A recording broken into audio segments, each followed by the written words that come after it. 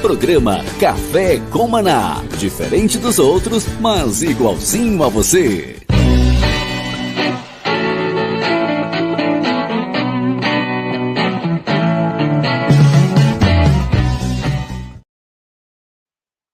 Shalom, graça e paz a todos. Bem-vindo ao programa Café com Maná, o programa que vem do céu todos os dias para a sua vida.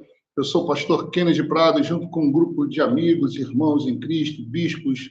Vamos fazer um programa diferente, especial, feito para gente como a gente, amém? Eu quero agradecer já ao Denis por nos colocar no ar e trabalhar junto com a gente, agradecer ao Senhor pela sua vida, você que está no Rio Grande do Sul. Um grande abraço, um abração do meu tamanho a todos os irmãos e amigos que estão nos ouvindo nessa terra, nessa querência amada que tem um céu de anil. Deus abençoe toda Santa Catarina, aqui em Florianópolis, onde eu me encontro nesse momento agora. Deus abençoe toda a região, todas as cidades em volta da grande Florianópolis. Um abração especial, tremendo aos meus irmãos mineiros lá de Juiz de Fora e região também ouvindo a gente. E Rio de Janeiro também, parte do Rio também ligado no nosso programa. Muito obrigado, Deus abençoe você. Sou carioca, Deus abençoe os cariocas em nome, os fluminenses também, né? Lá no Rio, quem nasce na capital é carioca, quem nasce no estado é fluminense, né? Não é o time, né? Não é o time, entendeu? Então, Deus abençoe a todos em nome de Jesus. Deus abençoe São Paulo, Grande Sampa, os irmãos de São Paulo que estão nos acompanhando, região, cidades e nossos amigos no YouTube, também irmãos em Cristo que nos seguem, nos acompanham, participam do programa com a gente. Eu quero até avisá-lo, pode participar, pode colocar sua opinião, fazer perguntas, tá bom? E bem-vindo, Bispo João. Shalom. Shalom. Estamos aí. Mais um dia, mais uma quarta-feira. Estou perdido aqui na data, né? Até que estou tentando desligar aqui meu fundo musical aí, é seu? Oração? Nós estamos na oração aqui. Está cheia a igreja. Tem 3 pessoas aqui na oração. Oh, meu Deus. Pai, Filho e Espírito Santo. 9 graus e chuva, imagina, né? Eu estou fazendo um programa até de luva hoje, sabia? Rapaz, está frio mesmo. Você está onde? Estou em Floripa. Mas aí Floripa não é tão frio, né? Mas tá. Essa semana está geladíssima. Vai nevar aqui, né? Eu vi ontem ou nevou, né? Mas a previsão é de neve na nossa serra aqui, sabia? São Joaquim? Hoje ou amanhã, foi ontem ou hoje, próximo aí de neve, né? Uhum. Aí a serra lota, né? Quando eles dizem que vão nevar, o pessoal sai para a Serra Catarinense aqui para ver a neve, né? Muito bonito. Cadê o homem do tema aí? Ah, chegou aí. Chegou, vocês são gêmeos, gente. Vocês são gêmeos, já. O irmão gêmeo, tá vendo? É João de Jesus, Hugo de Jesus. Eu também sou Kennedy de Jesus também. Também sou de Jesus. Bom dia. Deus é bom, né? Bom dia ao Denis, aos ouvintes. Que a graça do Pai esteja sobre nós. Como é que foi ontem aí, cara? Ontem, aqui tá chovendo, já tem 2 dias, continua chovendo aqui. A gente gosta, porque estava muito seco, né? E ontem um frio chovendo, mas a igreja lotada, cara. Como a coisa é boa, né? Você vai... E ontem quem pregou aqui foi o André, pastor André, lá de São Carlos. Palavra maravilhosa. Louvor, Daniel Juan. Foi um luxo. É um luxo espiritual. Bom demais da conta. Misericórdia. E ele ensinou uma música nova ontem, da Bethel, né, lá dos Estados Unidos, uma versão em português, né? Música maravilhosa. Nossa, não sei se vocês estão cantando aí na igreja de vocês. Uma música que o nome de Jesus, exalta o nome de Jesus. Eu não sei o nome, não. Eu ouvi ela, acho que tem umas 3 vezes só. Muito boa. Ele ensinou ontem para a igreja. Nossa, foi maravilhoso. Aliás, não tem nada melhor do que estar na presença de Deus, né, gente? Não tem nada melhor, né? Adorar a Deus, louvar, glorificar, prestar culto a Deus. É um privilégio de poucos. Aleluia. Bom, gente, vamos lá, né? Tema de hoje. Nós vimos as eleições na França, né? Tudo que tem causado. E interessante que entre aqueles que comemoravam a vitória do grupo de esquerda lá da França, tinham muitos muçulmanos, né? Muitos. A França vive hoje uma influência muito forte, né? Islâmica. E hoje, vamos dizer assim, que é a Europa, né? Em toda a sua extensão. Agora, a França realmente está, acho que é o local onde mais a gente vê nessa influência.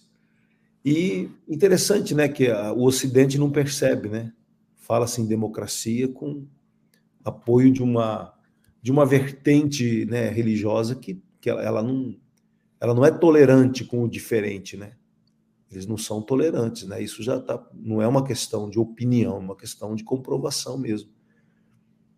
Mas é algo que me chama a atenção, que essa polarização esquerda-direita, né? Agora o mundo islâmico vindo com toda essa força, com mais de 1 bilhão e 200 milhões de adeptos no mundo, né? E é um bocado de gente, né? E por quê? Porque eles não toleram as outras religiões, né? Para eles são os infiéis. Então, a minha colocação de hoje, como manter o cristianismo, né, como grande influenciador do mundo hoje. O nosso papel, né, aqui na América do Sul a gente ainda vive um outro ambiente, né, bem diferente. E a minha pergunta que eu faço para vocês dois é: como o Brasil vive um ambiente diferente, quando você sai do Brasil e volta para o Brasil, você percebe um ambiente completamente diferente de facilidade que você tem de falar do Evangelho, de pregar o Evangelho, de viver o Evangelho. Eu quero perguntar para vocês, a igreja, ela, na história, nesses 2000 anos, já sofreu perseguições, já sofreu frieza espiritual, ela já sofreu tanta coisa, mas ela está aí viva, pujante, né? A igreja ainda é muito forte no mundo. Creio que não na Europa, mas se você vê na América do Sul, na própria América ainda, ela é muito forte, né? A influência cristã na África tem muita influência cristã. A Ásia já não tem nem tanto, né? A Ásia, a influência já é menor. Então, nós vemos hoje a Europa, a Ásia e o Oriente Médio, né? Com uma influência fraca do cristianismo. Como fazer para manter a chama do cristianismo viva? Bom, começa aí pelo Kennedy. Uma vez há pouco tempo, né? Eu não lembro quem falou, mas a frase era a seguinte: o Brasil, a América do Sul, Brasil é a última resistência. Hoje, porque é o maior país cristão, né, em população da Terra. Então, existe um foco no Brasil do céu, né?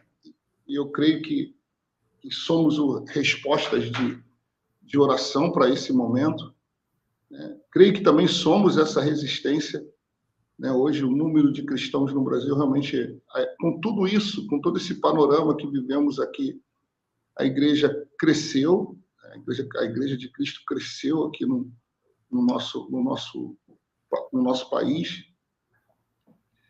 E me preocupa.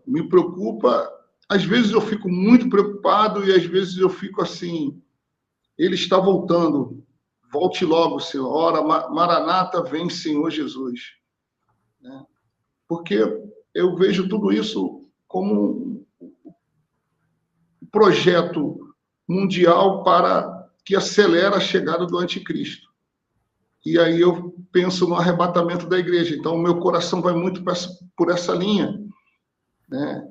E, às vezes, vendo tudo isso, depois de um culto maravilhoso, depois de a vontade de ir para a glória, às vezes ela se torna mais rápida, fala assim, volta logo. Mas, ao mesmo tempo, a gente fica com aquele coração de Paulo, porque temos que pregar o evangelho, né? Temos que continuar pregando, porque há muitas pessoas a serem salvas aqui dentro ainda do Brasil, né? E lá na Europa, de onde nós temos mais informações, né? Quando eu via o que aconteceu na França, preocupa por causa da influência cultural da França, né? Ali naquele continente. Ainda é muito forte a cultura francesa, ela ainda é muito influente, né? E me preocupa, porque eles são muito violentos. Eles não são apenas intolerantes, eles são tolerantes e violentos. Violentos, né? Então... É um percentual deles, né? A gente sempre se fala que o mundo islâmico não é um mundo violento, mas intolerante, quase todo, né? E violento, no caso, os radicais, né? Que se fala em torno de 20%, né? Sim, eles são... 20% de 1.200.000 são 240 milhões de radicais. Então, não é pouca gente, não. Não, eles são violentíssimos. Mas será que chega a 20% da ala violenta? São... Violenta não, radical, né? Que são os xiitas, né? Aqueles que têm aquela visão a guerra islâmica, né? Que é o hijab. Mas o que eu queria ponderar, Kennedy, era que se a igreja pensa em arrebatamento, não corremos o risco de ter um pensamento de fuga, de não enfrentar, de não ter providência. Esse é o seu perigo, né? Esse é o perigo, então. Eu fico entre essas duas... Conversa de arrebatamento, às vezes, é uma fuga, né? Para não enfrentar então, o problema. Vamos enfrentar. Então, eu falei, às vezes eu fico com esses dois corações, mas nós temos que pregar. Agora, como pregar? Né? Que língua usar? Que maneira? Porque como trabalhar no evangelismo hoje na Europa? Eu não vejo muito movimento da igreja para reconquistar a Europa. Eu não vejo isso hoje na igreja, né? Eu posso estar errado, mas eu não vejo isso. Eu vejo a Europa, pastores voltando da Europa, conheço pastores que estiveram e voltaram e desistiram, né? Brasileiros. Eu não vejo um movimento de evangelização, de reconquistada, de tomada, num país que foi o berço do evangelho, né? Do berço do protestantismo, da revolução, da reforma protestante, 1531, se eu não me engano, ou 1431. Eu não vejo isso, né? Eu não vejo isso, me preocupa. Então, eu creio que na Ásia também, não vejo muito África, América do Sul, né? E eu não vejo mais aqueles incursionamentos de missionários para a Europa, por causa do custo de vida que tem a Europa e por causa da barreira cultural hoje. Mas me preocupa isso também. Entendeu? Como pregar lá? Quando eu estive em Londres, eu conheci igrejas maravilhosas lá. Assim, mas eram igrejas de pessoas de outras nacionalidades, né? Eu fui numa igreja hispânica lá, que era um céu. Um culto em São Paulo, eu lembro até hoje. O céu, assim. Eu fui numa igreja, literalmente, assim, a maior igreja de africanos na Inglaterra. Eu estive lá vendo. O culto começou às 9 da manhã, era às 3 horas da tarde, o culto não tinha terminado ainda. E pessoas chegando, eu vi algo assim maravilhoso. Mas também eu passava na frente da igreja do Spurgeon, né, no do tabernáculo, né? Eu via vazio, né? Era um monumento, né? Então, a visão que eu tenho da Europa, ela é muito da Inglaterra, porque eu fiquei lá, né? E na Inglaterra eu vi mais evangélicos, eu vi mais o evangelho, eu consegui observar nas igrejas, né? Mas eu estive numa igreja inglesa chamada Mustard City, Grão de Mostarda, né? Uma igreja em Plymouth, no sul da Inglaterra. Era uma igreja também, tinha um pastor egípcio pregando, é inesquecível para mim quando ele falou para mim que era do Egito, né? eu achei engraçado no momento, né? Porque eu nunca imaginei conhecendo um pastor egípcio, depois que eu fui saber que a igreja no Egito também é muito grande, né? Então, mas foi a Inglaterra. Agora, a França realmente a França e outros, e essa região que o bispo falou, é um desafio para nós, um desafio como igreja. E outra coisa, bispo, esses também estão chegando no Brasil. Na minha cidade tem, como é que chama? Mesquita. O Islã. Mesquita. Em frente à prefeitura da minha cidade tem uma mesquita. Né? São Paulo deve ter várias mesquitas aí. Eu estou falando de uma cidade chamada Criciúma, né? Série A aqui do Campeonato Brasileiro. Tem uma mesquita lá, entendeu? E aí, então, João, o que você diz? O Brasil não enfrenta, né, um problema de islamismo radical, né? Nós não temos esse problema. Os muçulmanos aqui são moderados, né? Pelo menos é o que parece, né? Não há, assim, uma realidade, né? Não é uma realidade nossa essa da imigração, né? É uma realidade tipicamente europeia, né? E eles estão... o crescimento desses partidos anti-imigração, né? Que a mídia chama de extrema-direita, e chama de extrema-direita justamente por conta dessa posição em relação à imigração, né? Porque esses partidos que cresceram lá, como o partido da Marine Le Pen na França, são partidos que são contra a imigração de muçulmanos, né? E na mesma direção vai Trump, né? Embora Trump não seja... o problema dos Estados Unidos não é tanto a questão muçulmana, né? O problema dos Estados Unidos é mais a questão hispânica, né? A entrada de latinos ali pelo México, né? Mas é uma postura parecida em relação à imigração, né? Que tem feito esses partidos crescerem, né? Nós não podemos cair na ilusão de que esses partidos na Europa são partidos conservadores no sentido cristão, porque não são, né? Com exceção da Itália, talvez, né? A Giorgia Meloni, ela tem uma postura bem cristã, né? Ou na Polônia, na Hungria, são governos que são governos conservadores e governos de perfil cristão, né? Mas no caso da França, não, né? O que caracteriza principalmente essa linha da Marine Le Pen, né, é a anti-imigração, né? Uma postura bem mais conservadora na questão da imigração. E agora, para nós, assim, como é que o cristianismo vai lidar com isso, né? Como é que nós temos que lidar com isso? É algo muito difícil de responder, né? Até porque nós não vivemos essa realidade. É uma realidade europeia, vamos dizer assim. E o que eu tenho, assim, sempre que eu penso nessa questão como nós temos que trabalhar a nossa participação, né, na vida social, né, na vida política, não tem como, né, nós não, de uma certa forma, não estarmos presentes, né, no espaço público, né? Mesmo somos cristãos, mas somos cidadãos, né? A gente tem que ter uma posição política, né? Mas o que nós nunca soubemos na história, né?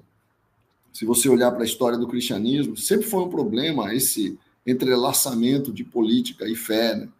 Sempre foi difícil para nós resolvermos essa equação. Não é uma equação fácil de resolver, né? Quando a igreja se mete com política, ela perde a sua força agregadora, a sua força de refúgio para o próprio desgaste político que as pessoas sofrem na sociedade.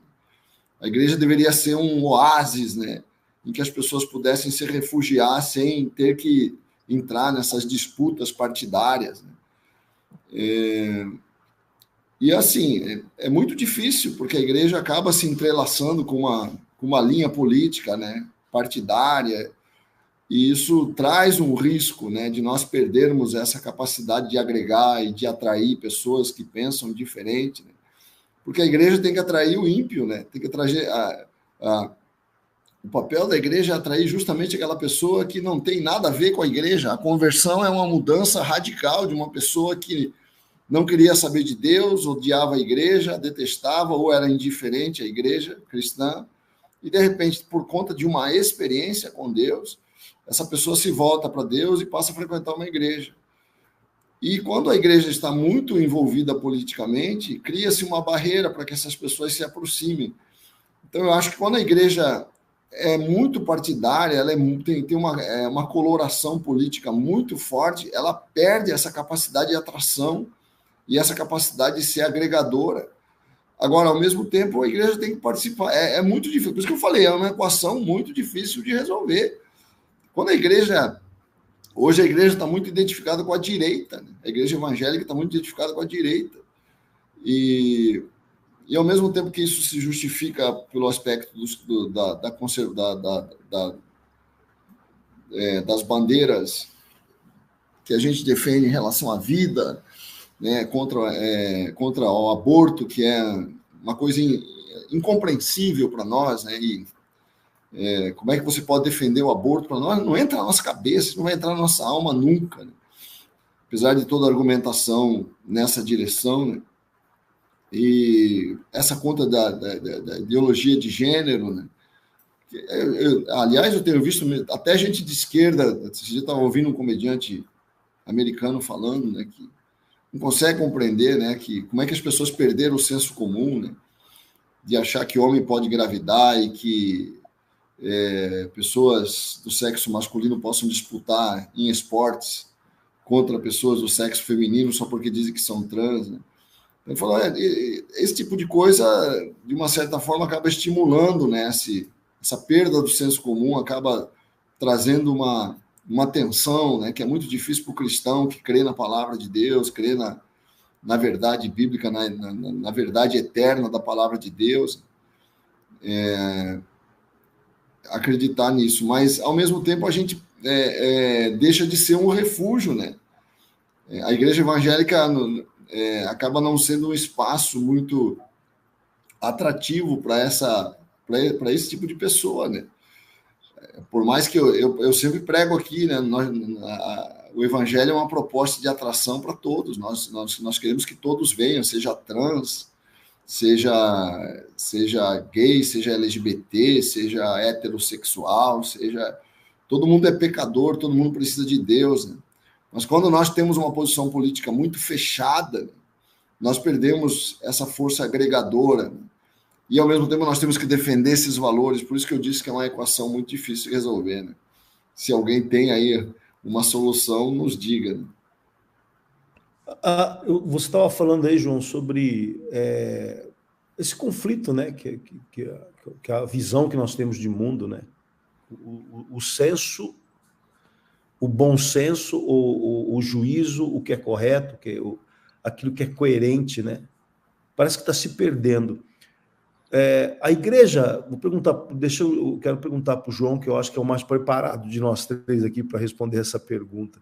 Filosoficamente, a igreja, ela tem uma responsabilidade filosófica com a sociedade, no sentido de nortear a filosofia correta, porque acaba que essa forma de pensar a sociedade, o indivíduo, ideologia de gênero, aborto, acaba sendo um contrassenso, você concorda? Então, a igreja tem esse papel de trazer um norte filosófico para a sociedade?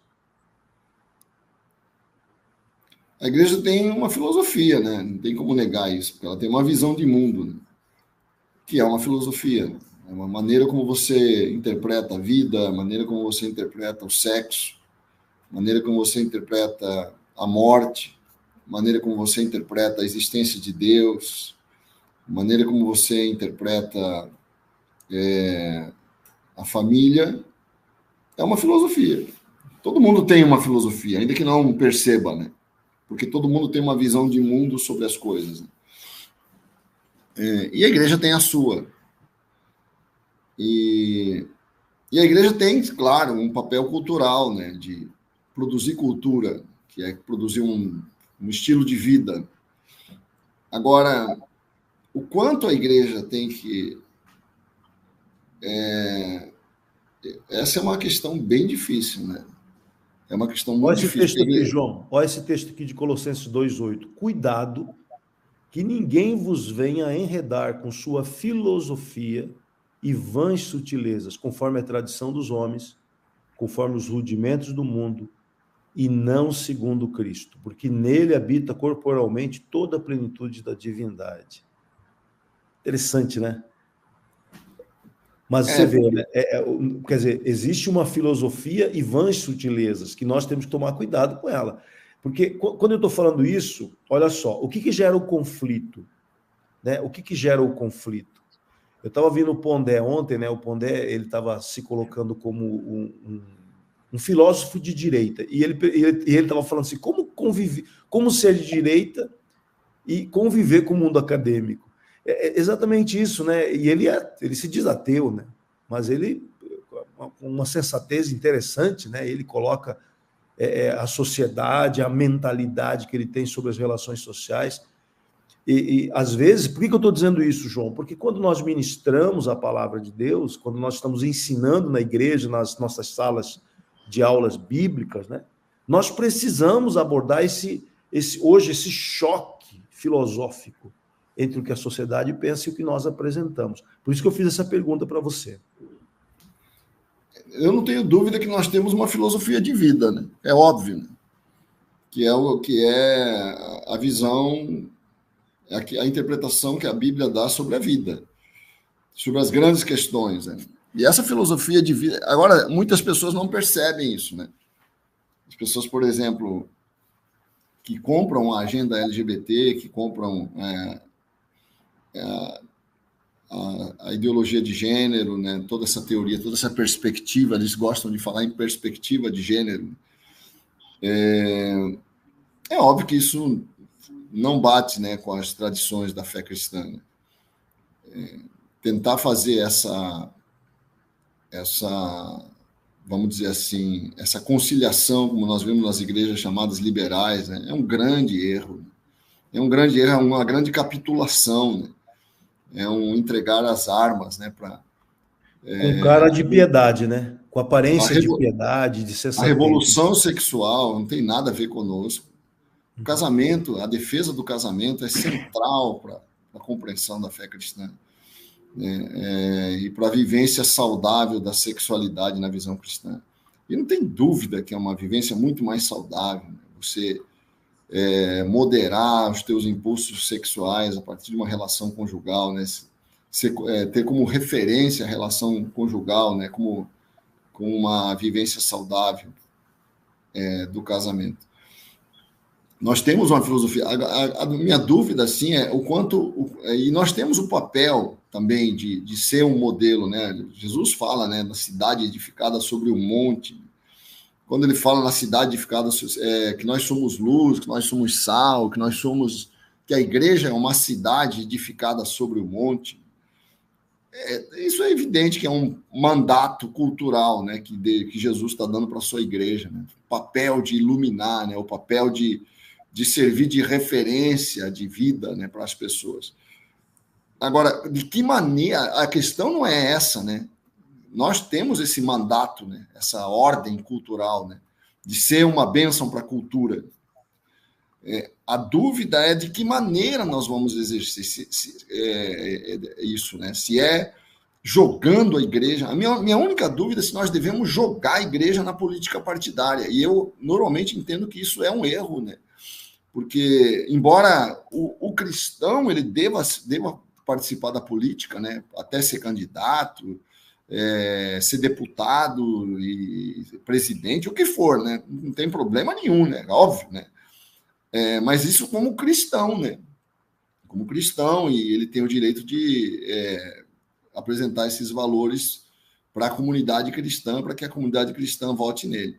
Mas a igreja, como instituição, se lançar nessa disputa, porque a política é facção, né? A política é partido, né? Ela parte, né? É uma parte da sociedade.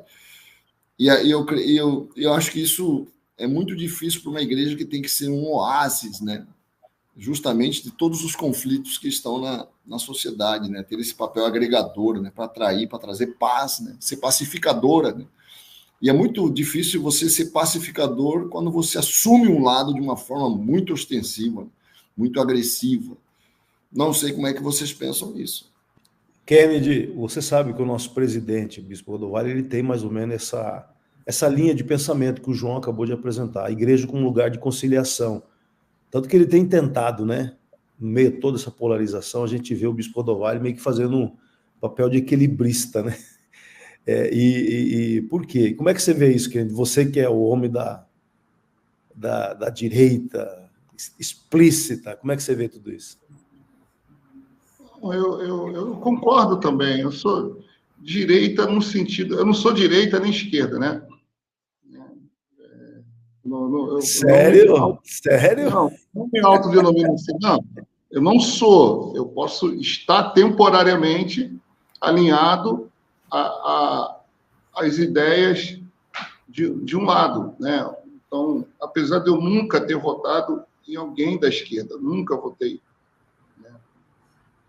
Mas eu me alinho hoje com a direita no Brasil, né? Por causa desses valores que o Bispo João colocou, né? Mas eu gosto de falar que eu sou bíblico, né? No fundamento, eu baseio minha opinião, minha decisão, meu pensamento político em cima dos valores da palavra de Deus.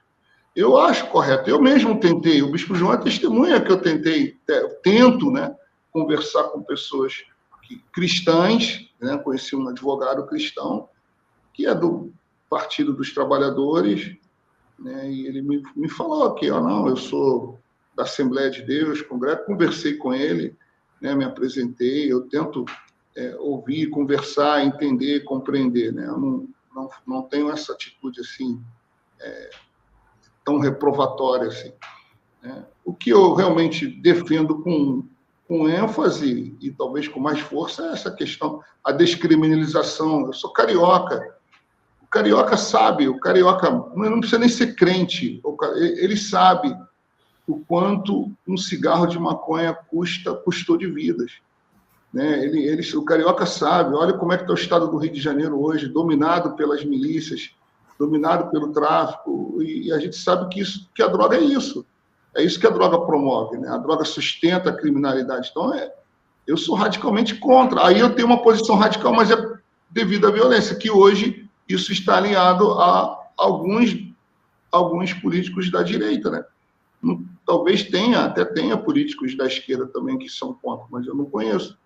Então, essa é a minha posição, é muito parecida em relação a isso. Agora, talvez, assim, numa parte que o Bispo João falou, é difícil hoje, depois desses últimos anos, a igreja realmente, se ela conseguisse ficar numa neutralidade, seria o ideal, certo? Mas, partidária, né? Neutralidade partidária. Não uma neutralidade de valores, né? Não, neutralidade partidária, política, né? Mas eu acho que já não consegue mais ela voltar a ter essa neutralidade. Que é incrível como todas as igrejas estão envolvidas na política para defender a igreja. Entende? Veja só, na Inglaterra agora, né, que teve essa eleição, acabou de ter uma eleição na Inglaterra também, e lá a esquerda venceu assim esmagadoramente, né? O Partido Trabalhista inglês venceu de uma forma esmagadora as eleições. E a igreja votou a igreja abandonou os conservadores. Por quê? Porque na Inglaterra, o Partido Conservador hoje não defende mais nenhum valor cristão. Você tem na Inglaterra uma realidade muito interessante, em que o Partido Conservador tem os mesmos valores na área dos costumes do Partido Trabalhista, em relação ao aborto, em relação à agenda LGBT, perspectiva de gênero. Então, o cristão ele acaba votando só com base na economia. Quem que me oferece uma economia melhor, né? E na França é muito parecido com isso. Na França, o partido lá chamado de extrema-direita não tem muita posição firme em relação aos valores cristãos. E a tendência na Europa é essa. Vai chegar uma hora que politicamente a gente não vai ter uma bandeira para defender, entendeu? E nossa bandeira vai ser defender o nosso estilo de vida. Isso aí. Os nossos valores para a nossa comunidade, o que também é muito difícil, né? Porque nossos filhos vão para a escola, nossos filhos vão... Né? As crianças cristãs estão indo para a escola, as crianças cristãs estão sofrendo essa influência. Nós temos um grande desafio, nosso desafio, mais do que ficar brigando na política, é definir como que nós conseguiremos, independentemente da pressão política e da pressão cultural, manter o nosso estilo de vida, né? Os nossos valores com os nossos filhos, que é coisa muito difícil de fazer hoje, né? Se convertendo mesmo. A igreja precisa voltar. Quando o Bispo Hugo fala da igreja dele, meu Deus, cara, ele não tem noção de como ele deixa a gente, né, aqui imaginando como é. Você acha que os pastores liberais não tiveram uma experiência de conversão um dia? Acha que Caio Fábio não era convertido? Esses pastores que estão hoje na linha de frente da defesa dos valores da revolução sexual dentro da igreja, se esses caras não tiveram uma experiência de conversão, tiveram, né? Mas cederam, né? Cederam à pressão da revolução sexual, né? Não somente cederam à pressão, mas parece que filosoficamente se renderam, né? Eles se renderam porque tiveram que ficar em paz com a sua consciência, de certa maneira, e se renderam aos argumentos, né? E negociaram valores. É interessante que a Bíblia fala que a consciência ela precisa ser purificada, né? Que a consciência é aquela faculdade que a gente tem dentro da gente que define, isso é certo, isso é errado. Mas quando a minha consciência fica relativizada pela força da influência cultural que eu vivo, e eu perco o senso do certo e errado que vem dos valores divinos, né? Daí, né, a imersão bíblica, né, não negociar com a palavra, porque a Bíblia acaba sendo o norte da nossa consciência, né? Então, se não tem esse norte muito claro de certo e errado calçado na palavra de Deus, a sociedade, na sua forma de expressão, na sua pressão social, cultural, política, filosófica, né? Até falei bonito agora, ela acaba sendo irresistível, é um encantamento, né? Porque, de certa maneira, é atraente ficar de bem com os filósofos do nosso tempo, com os pensadores do nosso tempo, com o mundo acadêmico do nosso tempo. É tentador ter um discurso que vai agradar a sociedade, né? Então, esses pensadores que acreditam, né? Porque a verdade é o argumento desses pensadores da teologia liberal no Brasil, eles acreditam que estão sendo revolucionários, eles acreditam, mas eles estão agradando o mundo. Como é que um revolucionário cristão vai agradar o mundo?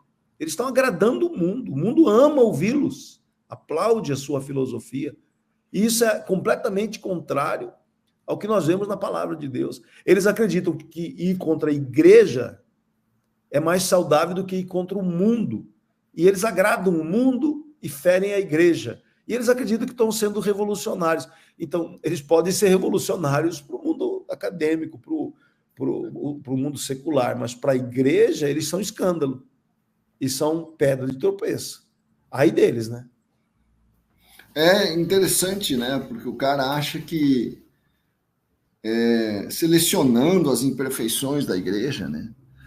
E atacando de forma visceral, letal, né? Agressiva, né? Aquilo que ele vê de defeito, né, nos evangélicos. Nós evangélicos temos realmente muitos defeitos, né? Não tem como negar isso, né?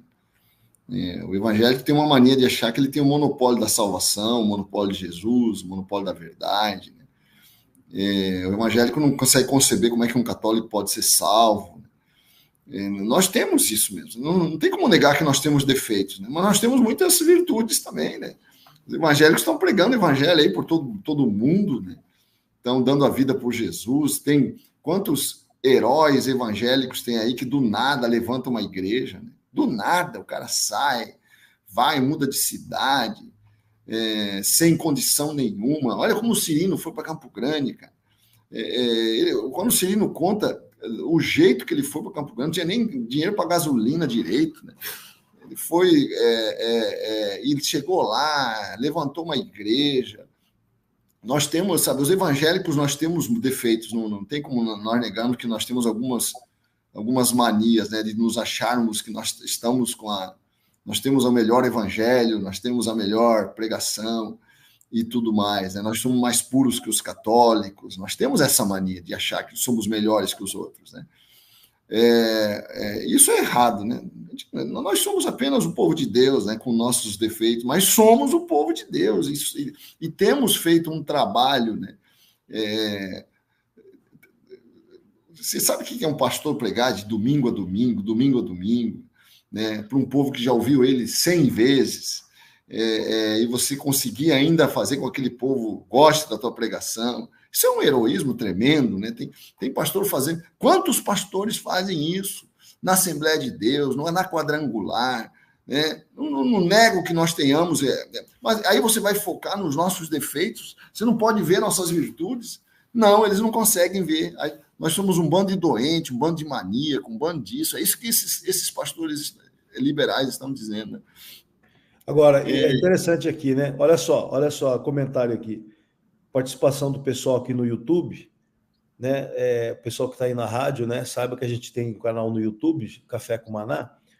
A Thaís Michel está aqui cumprimentando, o Zimmer Ambiental, o Mar Nasser da ZN, abração ao Mar, a Márcia Bispo também da ZN, Sinara Magueta, lá aí de Porto Alegre, Ana Clara Santana, a Ana Clara dizendo como foi sobrenatural na ZN ontem. Foi mesmo. Abraço, Ana. O Douglas Porfírio, bom dia, pastores. A Sara Criciúma, né? A Lisiane Rosa, Claudemir Martins, um grande abraço. Sara Maringá, Suzy Castilho, Barbearia Dom Rafael, essa é fiel, hein? Um dia eu vou cortar cabelo aí no Dom Rafael. A Carla Gasparotto, né? E agora só, a Zimmer Ambiental fez algum comentário, e o Claudemir Martins, que eu acho importante a gente colocar aqui. Olha só, João e Kennedy, olha que interessante. O Rodrigo Zimmer. Quando Jesus disse que veio trazer a espada, ele estava se referindo a essa divisão, devido à separação entre luz e as trevas? E Claudemir diz, temos que enfrentar a realidade, pois somos frutos da fé dos nossos irmãos que enfrentam o Coliseu por amor de Cristo, né? Enfrentar o Coliseu na época de Roma e seu domínio, né? A Andréa dá um bom dia aqui. O que você acha? Quando Jesus fala que veio trazer espada, é isso? O que vocês acreditam? Jesus fala isso no contexto da família, né? Quando a pessoa se converte, ela traz uma divisão na família, né? Porque normalmente a família se opõe à conversão, principalmente se a família não. Jesus está falando num contexto, né, que nós vivemos também, mas ele vivia muito mais, né, na realidade do judaísmo, alguém se converter dentro de uma família judaica. Se imagina o que era e o que é até hoje, né? Por exemplo, no mundo muçulmano, né? Se imagina uma pessoa que se converte numa família muçulmana, se torna cristão. Isso cria uma divisão tremenda, né? Cara, Jesus está falando muito nesse contexto. Agora, se nós podemos aplicar isso no contexto mais cultural, né? Eu nunca tinha pensado. O Rodrigo está sempre nos surpreendendo aí com essas perguntas. Ontem foi sobre o Judas, né? O Rodrigo Zimmer, né? Rodrigo é aqui da nossa igreja e no futuro pastor aí, nós estamos trabalhando para ele, que Deus abençoar ele aí, né? Para ele crescer e cada vez mais se tornar o nosso pastor aqui. Mas mas é interessante pensar nesses termos, né? Porque tem um aspecto de divisão, né? Porque você vai se posicionar de uma certa forma. Família. Hoje, né? Hoje o cristianismo é contracultural, né? Hoje o cristianismo é contra a cultura, né? Porque a cultura prega. A cultura hoje é aquilo que era revolução sexual se tornou normativo hoje, né? A revolução sexual é normativa. Se você vai contra qualquer valor da revolução sexual, se você for contra a promiscuidade hoje, você se você for contra a pornografia, se você defender que a pornografia deve ser retirada do meio social, as pessoas já vão brigar com você. Você imagina, né? Hoje, se você for contra o poliamor, você... A verdade você não pode ser contra nenhum valor da revolução sexual. Que se é que nós podemos chamar de valor essa bagunça. Né? O mundo ocidental... Que cor é essa aqui? Que cor é essa? Essa cor aqui? Preta. Preta. Que cor é essa aqui? Preta. Sou preto. Sou preto. Entendeu? Negro, preto. Eu sou negro, sou preto, filho de Deus, né? Lavado no sangue do Cordeiro. Eu não vou ficar branco. E tenho orgulho, né, da minha cor. Deus me fez assim. Se for contra isso, hoje é um processo. Eu aprendi na escola que as cores eram branco, amarelo, vermelho, azul, preto, né? E naturalmente, e aí, eu sou negão, né? Qual o problema? Mas até isso hoje é um problema. Até isso hoje é um problema. O Claudemir fala que nós somos fruto da perseguição que Roma exerceu contra o cristianismo lá na igreja primitiva. Também, né? Também. Nós enfrentamos esse enfrentamento da sociedade não é novo, né? É muito antigo, né? Nós enfrentamos.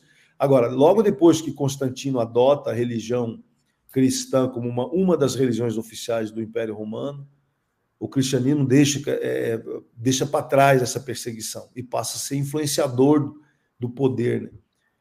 Eu estava ouvindo um pastor muito conhecido nas mídias, ele estava dizendo, né, que a atual formação da Igreja Católica aconteceu no século VII, apenas no século VII, quando o Papa de Roma foi considerado o bispo principal universal, o bispo universal, só no século VII. E surgiu ali uma tese, e ele se chamou de tese, né? Ele disse que foi uma tese de que linkou Pedro até esse Papa do século VII.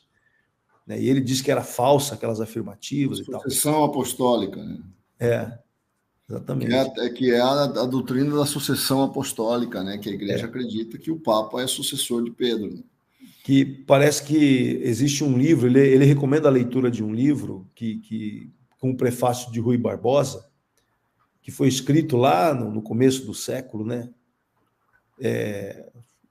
Onde o Rui Barbosa ele coloca, né, as mentiras de Inocêncio, né? Quando ele diz que esse escritor que fez essa tese aí da sequência de papas até Pedro, e que a história não prova que Pedro foi o primeiro líder de Roma, né? Quer dizer, isso no mundo católico hoje é até uma heresia você falar isso.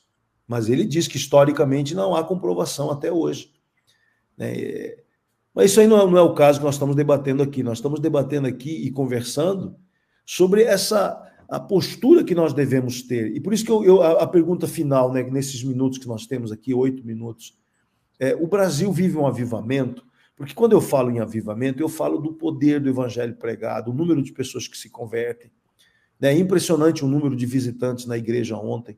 Nós fechamos aqui junho com mais de 900 pessoas que visitaram a nossa igreja este ano, né?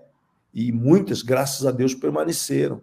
Né? Eu estou levantando o percentual de permanência desses visitantes, né? Segundo a estatística mundial, em torno de 10% a 15% daqueles que visitam uma igreja ficam numa igreja. Né? Espero que aqui a gente tenha aumentado esse percentual, né? E pelo número de pessoas no culto, a gente percebe, né? O culto vai avolumando e você percebe mais gente na igreja, os retiros espirituais nossos cada vez mais cheios, graças a Deus. Então aí a gente vai identificando, né, que as pessoas realmente estão com uma abertura. O que você acha, João e Kennedy? O que vocês acham sobre esse ambiente espiritual no Brasil? Existe um ambiente mais liberado para pregar o evangelho? Sim, o Brasil vive uma abertura maior, não tem dúvida, né? As pessoas, no Brasil ainda você pode pregar sem ser repreendido, né? Mas assim, é muito difícil, né? Qual que é o conceito de avivamento? Cada um tem um conceito de avivamento, né? Se você pegar, por exemplo, o avivamento do país de Gales, que é um dos modelos de avivamento que as pessoas gostam de invocar, né? É muito difícil reproduzir aquilo que aconteceu em Gales, né? Porque as pessoas se convertiam no bar, tomando cachaça, começavam a chorar. O cara deixava o copo de cachaça e começava a chorar, porque vinha uma presença de Deus. O que aconteceu em Gales assim, foi uma coisa absurda, né? Na época, né, para aquela realidade do início do século, né? Foi na primeira década do ano 1900. Mais de 100 mil se converteram num período muito curto, né? para um país de Gales, eu acho que tem 3 milhões de habitantes, né? Não sei quanto tinham isso, devia ter menos de 1 milhão. Né? Então foi uma coisa assim que varreu o país, né? Foi um troço assim, absurdo de avivamento, né? De vinha a glória de Deus, vinha a graça, as pessoas sentiam aquela unção. Né? E hoje, como é o país de Gales hoje, Bispo João? Hoje você não tem uma realidade como essa, né? Mas o Brasil, o que nós vemos no Brasil. O país de Gales hoje continua debaixo dessa unção? Não, nós sabemos que não, né? Nós sabemos que, mas é um país cristão, né? É um país cristão, mas é claro, hoje vive aquela influência do Reino Unido, né? Tem boas igrejas. O que eu vejo é que, às vezes, o movimento evangélico no Brasil sofre críticas, né? Eu acho, só pela representação que nós temos no parlamento, revela uma grande influência que o mundo evangélico está exercendo no país, né?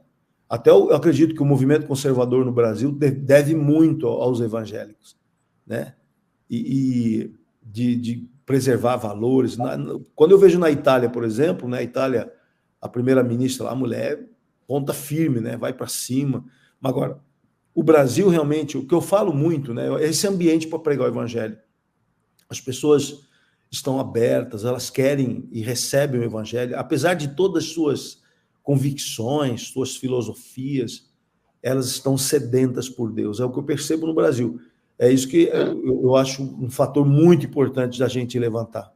Agora, uma coisa que eu percebo é, mesmo na Inglaterra, né, em alguns países da Europa, uma coisa que parece que está ganhando corpo é o reconhecimento de que o cristianismo representa um papel fundamental na identidade da Europa. Eles estão percebendo isso por causa do avanço da fé muçulmana. Eles falam assim, não, mesmo os ateus estão falando o seguinte, não, é melhor o cristianismo do que isso que está avançando aqui. É melhor a fé cristã. Então, o que nós percebemos hoje é que o cristianismo, assim, a essência dos valores, né, da fé cristã começam a ser percebidos como importantes na construção da comunidade desses países mais desenvolvidos, né? Essa hostilidade tremenda que você vê com a fé cristã nas universidades começa a ter uma reação intelectual, inclusive os ateus que há pouco tempo estavam atacando o cristianismo, começam a dizer, não, pensando bem, pensando melhor, né? E muitos inclusive se convertendo como essa muçulmana que eu falei aqui no programa passado, né? Ayaan Hirsi Ali, né? Ayaan Hirsi Ali, cara, era uma ateísta que atacava a fé cristã e hoje é cristã. E ela diz que uma das coisas que mais influenciou ela foi essa obra do Tom Holland, né? Que foi o livro Domínio, que ela leu e percebeu, a partir da leitura desse livro, a importância que a fé cristã tem, né, na construção do pensamento ocidental. Está acabando o nosso tempo, né, gente? Kennedy, considerações finais aí, 1 minuto. Sim. O Brasil é realmente um celeiro. O Brasil tem avivamento, sim, pontuais, locais. Eu creio que em cada estado tem lugares, igrejas em avivamento, tem um povo clamando por avivamento, sim.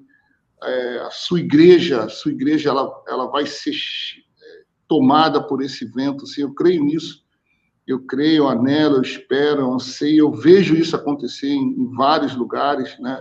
O Bispo Hugo é uma igreja, você tem uma igreja em avivamento, Bispo Hugo. É interessante isso, a sua igreja é uma igreja em avivamento, né? Os irmãos que fazem parte da sala é uma igreja. A minha igreja ainda não está nesse nível de avivamento que eu gostaria. Vai estar, vamos estar, né? Mas tem sim, queridos, tem sim, tem em todos os lugares. A igreja do Bispo João, eu fui no retiro de adultos lá, aquilo ali... maravilhosa, a igreja do João é maravilhosa, eu amo lá ouvir o louvor deles, é muito boa a igreja. O foco incendiou o coração, entendeu? Então, o Bispo João está orando todo dia de manhã na igreja, vai ter um avivamento ali, com certeza, muito forte. todo dia na igreja, ele, o Pai, o Filho e o Espírito Santo, e a Bispa Jussara, e a Carol orando, né? Mais o Dirceu, Dirceu, surfista do surf. Todo dia vai ter avivamento. E tem um irmão aqui que vem, a gente vem de quarta a sábado, e tem o Dirceu vem com o irmão aqui de segunda a terça, que é o Josenec. O pessoal não desiste, não.